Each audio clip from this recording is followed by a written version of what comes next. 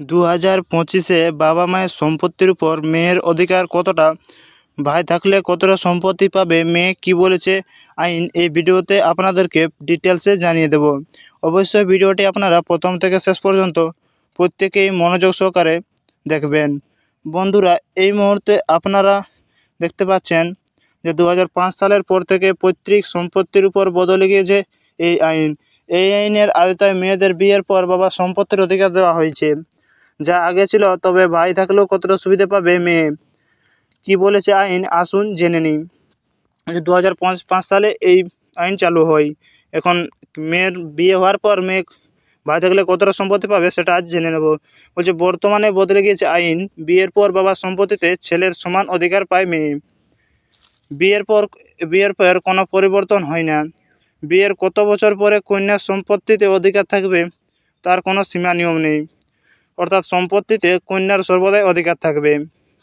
তাহলে বলছি কি হচ্ছে, বর্তমানে বদলে গেছে আইন, বিয়ের পর বাবার সম্পত্তি ছেলের সমান অধিকার পায় মেয়ে।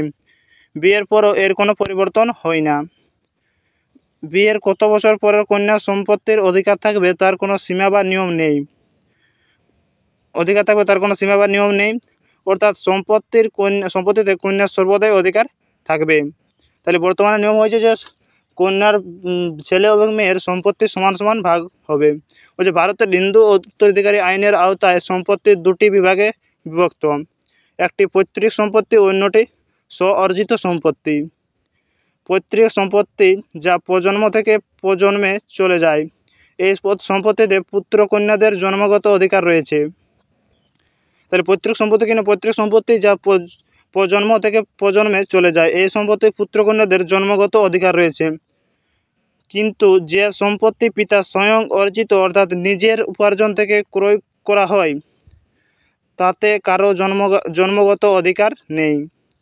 তো বলছে নিজের বাবা বা জমিটা ক্রয় করেন, তা সেই জমিটি কারোর অধিকার নেই।